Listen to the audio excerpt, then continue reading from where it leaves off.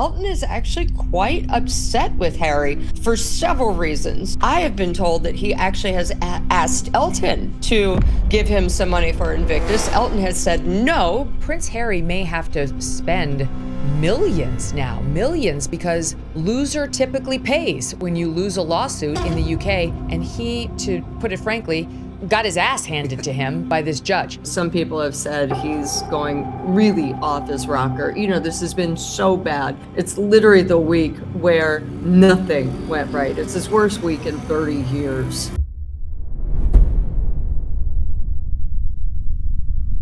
He used to have the Bank of England, and now he's got the Bank of Elton. Harry needs a lot of money for Invictus. The only reason he went to England this summer is to raise funds for Invictus Birmingham 2027. He is £25 million short. 4 words. After 30 years, 4 little words are all it took.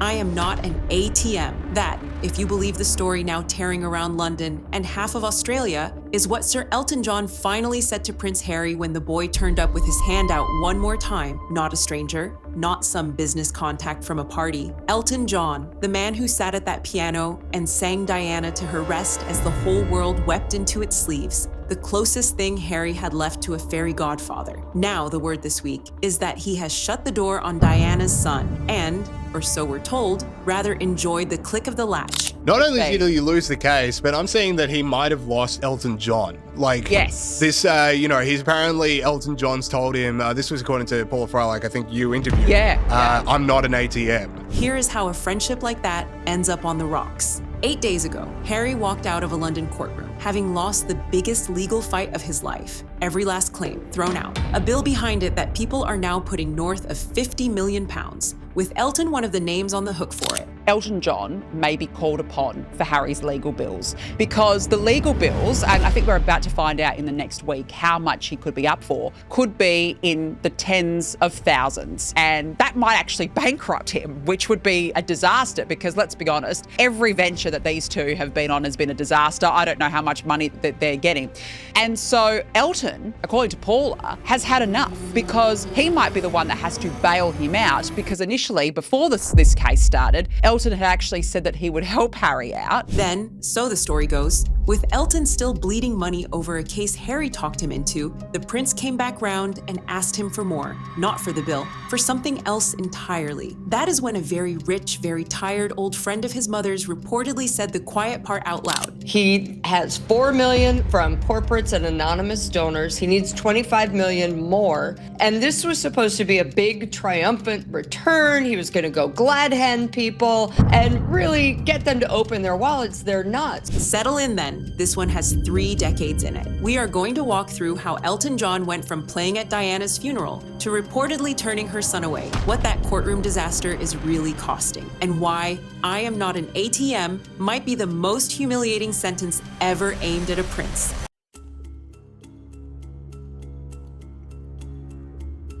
He walks into a room and people respond to him and they like him. He used to be fun. Yeah.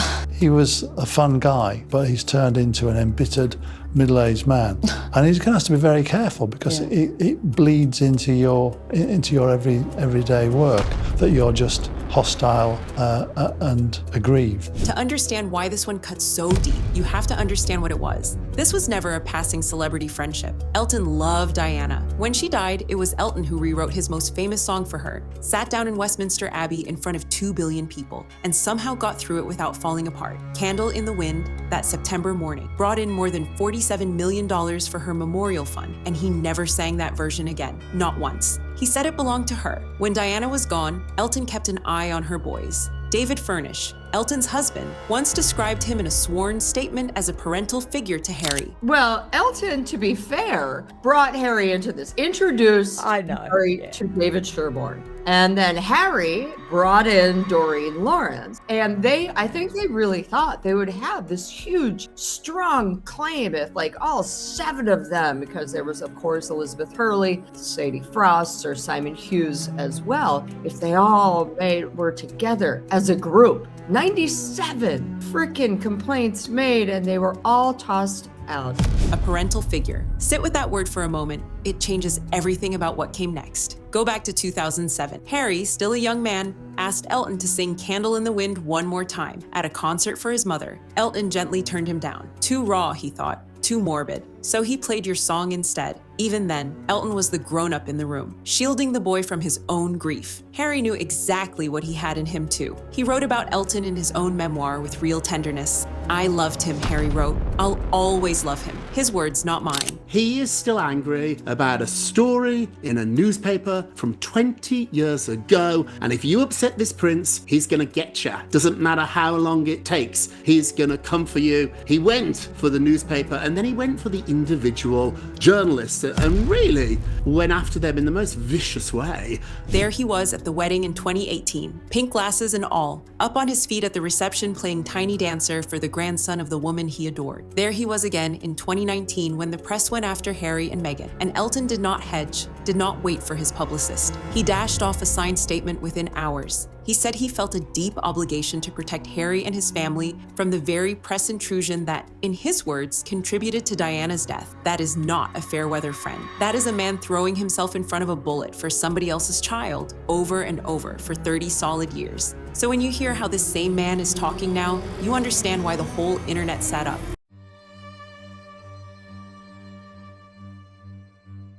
First of all, it was an absolute resounding beating. It was thrown out, and the judge was almost annoyed that this had got as far as it had. People were perplexed. When Harry started this, when he went after the Daily Mail, this was for stories a long time ago. Talk about holding a grudge. Talk about not being able to move on. Him and Meghan present themselves as happier than ever, living in Montecito, and here's Harry still fighting battles from decades ago. So nobody really understood why he was doing this. I know from my sources he was advised not to do this. Any reputable lawyer that he spoke to in London would tell him this is almost impossible to prove and hence to win. Now the part that is not gossip at all. The part that is cold and hard and sitting in a 436-page judgment. 8 days ago, a high court judge went through Harry's big privacy case against the publisher of the Daily Mail and dismissed the lot.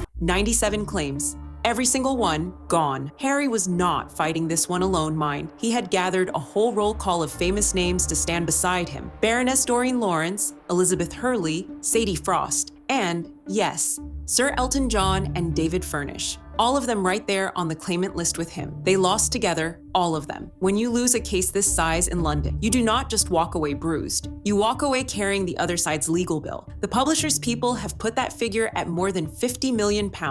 Because he mistook, and that's the $53 million mistake that he made. When I was just looking at, in a cursory way at the evidence that they were, and knowing some of the witness, I thought I wouldn't have put on him winning. And I'm astonished that the case went to court initially, that he wasn't told, you're onto a loser. The former editor could barely keep the grin off his face. Here's the ugly little secret of how these group cases work. Some of those famous co-claimants were supposedly promised at the very start that they would never pay a penny. Baroness Lawrence among them. Elton and Harry, the story goes, told everyone else not to worry, that the two of them would cover the fees between them. Well, the fees have arrived. Harry, for all his talk, simply does not have that kind of money lying around, which leaves exactly one name in that room able to write the check, and it is not the prince. How did Harry take it? Not well. He marched out and called the ruling a complete and obvious whitewash. He calls it a complete and obvious whitewash. We came to court seeking justice and accountability. We have received neither. For a royal, which he technically is still a royal, those are fighting words because they're taught to be respectful of the systems, to tread lightly when you're talking about folks like judges. But no, he let him have it because he lost this one and he can't take it. That is his word, whitewash, aimed at a judge who had just spent 400 pages explaining himself. Every reputable lawyer in London had reportedly warned him this case was near impossible to win. He went ahead anyway, lost in the most public way you can imagine, then blamed the man in the wig. The cheek of it. They're not reliable narrators of their own history. The one thing that really irritates me, for example, Meghan saying, the men in grey took the keys off me, my passport, and so on. You don't need to lock your house up in Kensington Palace. There's enough police there to. She didn't have a car, so there were no car keys. She went around the world. No, they're not credible witnesses, and found Harry not to be credible because he was mistaking assumption. Here's the detail that tells you everything, though, and almost nobody has clocked it. When Harry put out that furious statement attacking the judge, one name was very carefully missing from it: Elton's. The entire team was really kind of put together by Elton John. Notice Elton John's name was not. There are also concerns from the group that the insurers could attempt to fight the claim if the judge makes a punitive award based on his criticisms of the claimants. In his 436-page judgment, Nicklin criticized the litigants for relying on rather than evidence and said they were on Gavin Burrows, the witness who a source told the Times the damning nature of the judgment was not anticipated, and some of the claimants are now genuinely concerned that the insurance companies, and now meanwhile they will fight the claim, but as to who's going to pay, the likes of Baroness Lawrence and Sadie Frost will not have to pay a penny, the source said. Lawrence was given assurances at the outset that, in this eventuality, she would not have to pay. The Duke of Sussex made it clear he would not allow her to be out of pocket. It will be Harry and Elton, of course, who will pay. The friend who helped him build the case would not put his name anywhere near Harry's attack on the court. Make of that what you will. I know what I make of it.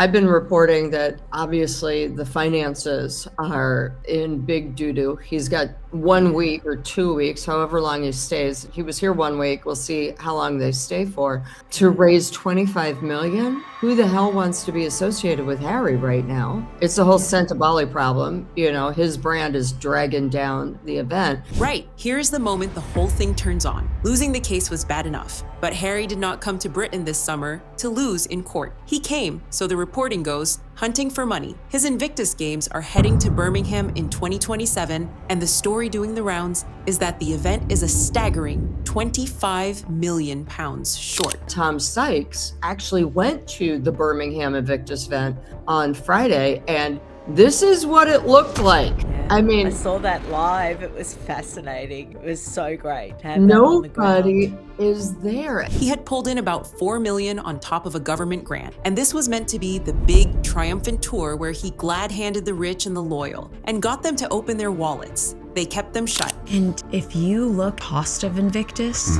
the security, that the investment in every Invictus event, the cost is unbelievable. Yeah. To the point that if I was a fundraiser, if it was my job to raise money for Invictus, and I saw how much we were spending to protect Harry and Meghan, correct, when they come out for their to be mascots, basically, I would think that the return on investment was not there. No, it's not. And one of the reasons why it's not there is they will have an allocated budget, and within that budget for this event there will be the security allocation, which will look at all the sort of endemic risks and generic risk face. And again, having been involved in some major events where world leaders have turned up and heads of state, who's turning up and who's bringing a potential problem with them. Now, if Harry's camp is saying yes, he's at significant risk, that means they're going to have to allocate more of the budget, which would be otherwise attributed to other parts of the games, to his security, which just doesn't make any kind of sense. So ultimately he's putting a greater burden on the event than it needs to have. There's nothing to stop him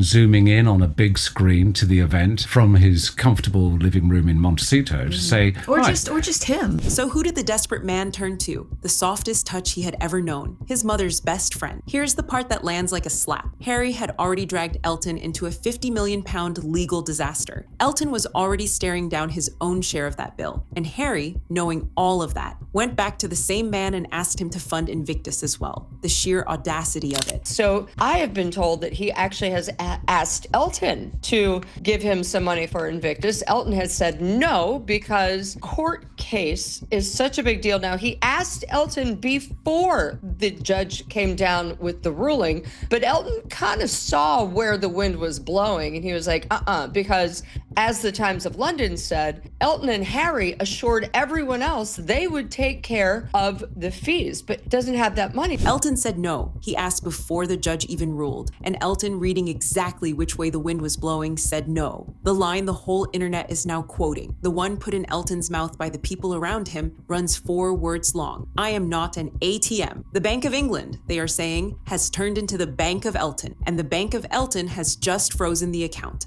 Elton, we are told, is not merely done. He is furious. Furious that a case he never should have been talked into is going to cost him millions and millions more of his own money. Honestly, who could blame him? Harry also kind of stuck the knife in when he gave his statement to the press. It was rushed, it was hurried, it was a huge tantrum. He basically said that Justice Nicklin was corrupt and involved in a whitewashing of the system and didn't do his job properly. This is a huge problem, Danica, because the judge can also decide what the damages are and if he can lift a cap. And that's not happening until the end of July, and Elton is said to be furious because this will likely cost Elton millions and millions more.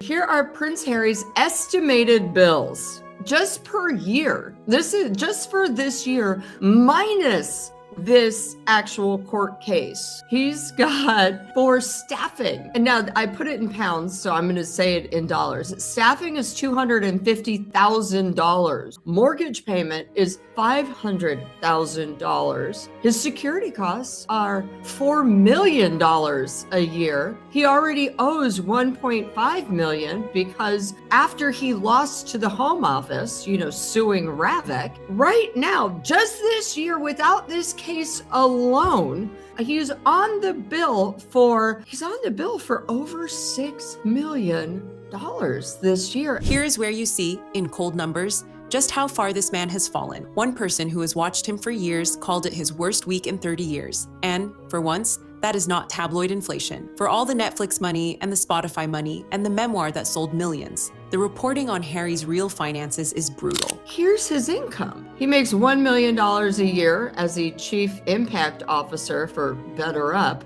That's about it. His total assets, around $22 million, because that is the inheritance from his mother and his grandmother. But even if it's in the market, right, and you've got interest and all that, $6 to $7 million a year this year is gonna take a whack out of that. His own fortune, the money that is properly his, sits somewhere around $22 million, and nearly all of it is inheritance. His mother's money, and his grandmother's on top of that. Diana and the late Queen, reaching out from the grave to keep their boy afloat. It is draining fast too, what with the security he pays for out of pocket, the mortgage, the staff. This 1 year alone is reportedly costing him north of $6 million. He even lost a separate court fight over that security and owes another $1.5 million on top. So I could tell you he's probably paying about $5,000 a day for his security, from what I could see. What his configuration of the security is and how many people he's got, but I'm not going to share that because that would be intrinsically That would be a violation. We're not violators. But this is a man who went on a podcast last week, was asked the simplest question there is, what do you do for a living? And could not answer it. He stumbled through Prince, veteran, dad, and landed at last on Duke, as if being a Duke were a job. You couldn't make it up. Occupation? Full-time dad, British Army veteran. But for today, I don't know. What do you want? Duke?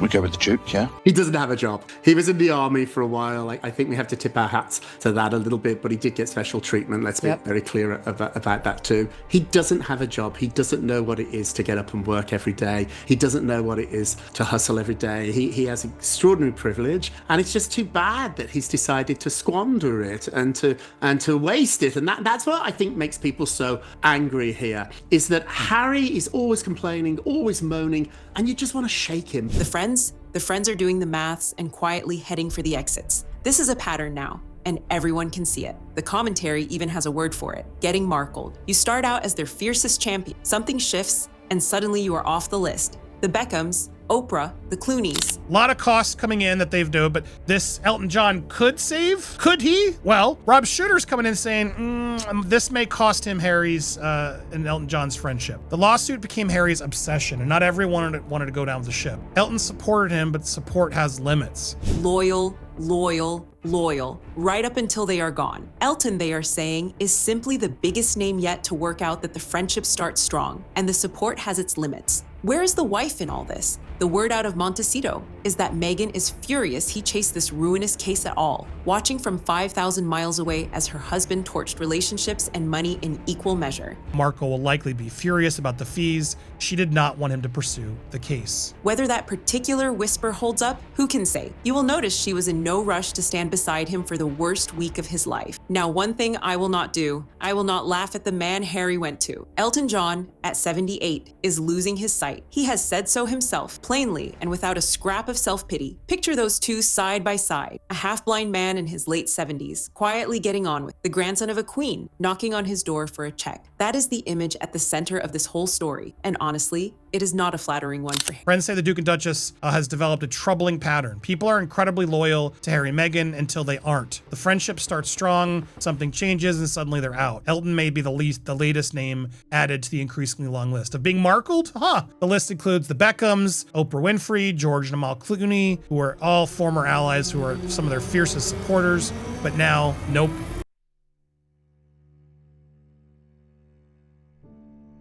You reap what you sow. But it just points to Harry's arrogance and entitlement, doesn't it, Paula? Because he's not a good team player. I mean, obviously, everybody that was involved in that case that is going to be liable for costs, and like you say, that's down to the Justice Nicklin, who is going to determine how that all pans out, as well as the insurance companies. Of course, this could put that at risk. But Harry just goes off and shoots off his mouth, as he has done all his life, leaves other people to clean up. But this time, he hasn't got the palace cleaning up his mess. So, consequences are going to come home in the form of a rather costly settlement, I would imagine. Here is the part that should stay with you. Long after the £50 million headline fades, Harry did not just lose a court case this month, he has lost those before and bounced back. What Harry lost this month, if the story is even half true, is the last person on earth who loved him purely for being Diana's son. None of it for the brand, or the Netflix deal, or the woman he married. Elton John was the final living thread back to his mother, a man who held him as a boy, who sang his mother into the ground, who put his own name on the line for him time after time for 30 years. The story now being told,